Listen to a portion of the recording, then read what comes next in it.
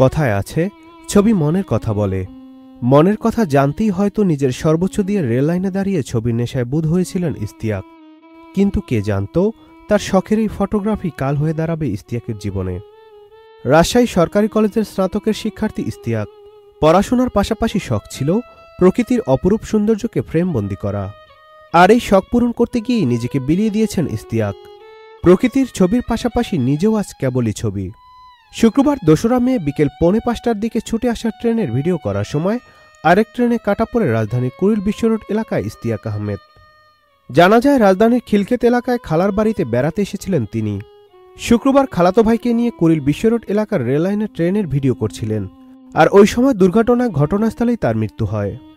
ইশতিয়াকের খালাতো ভাই মোস্তাফিজুর রহমান জানান, একপাশের রেললাইনের উপর দাঁড়িয়ে মোবাইলের মাধ্যমে টঙ্গী থেকে কমলাপুরের দিকে যাওয়া একটি ট্রেনের ভিডিও করছিলেন ইশতিয়াক। আর ওই সময় অন্য লাইনে ঢাকা থেকে ছেড়ে আসা অপর একটি ট্রেন আসলে সেই ট্রেনে কাটা পড়েন তিনি। আর এতে করে ঘটনাস্থলে ইশতিয়াকের মৃত্যু হয়।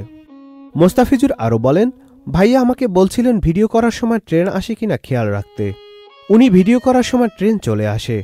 আমি ভাইয়াকে চিল্লাইয়া বলতেছিলাম ট্রেন আসতেছে, কিন্তু সে শুনতে পায়নি। এরপর ট্রেনের নিচে পড়ে যান। ইশতিয়াকের বিদায়ে দুঃখ প্রকাশ করছেন তার সহপাঠী থেকে শুরু করে ক্যাম্পাসের প্রতিটি মানুষ। পাশাপাশি সামাজিক যোগাযোগ মাধ্যম ফেসবুকে বিভিন্ন ফটোগ্রাফির গ্রুপেও দুঃখ প্রকাশ করছেন অনেকেই। সেই সাথে সতর্কবার্তাও দিচ্ছেন, যাতে করে ইশতিয়াকের মতন আর কারো জীবনে এমন ঘটনার পুনরাবৃত্তি না ঘটে। ইশতিয়াকের ছোট্ট জীবন হারালো সেই সোনালি দিন। সবুজ ইচ্ছাও হয়েছে স্বপ্ন রঙিন। ফিরবে না, সে কি ফিরবে না, ফিরবে না আর কোনোদিন। Nadim Hasan, channel I. বান্ডেল থাকলে প্রতি সেনমানিতে টাকা বাঁচবে। বিকাশ সেনমানি বান্ডেল কিনে জিতুন প্রতি লেনদেনে।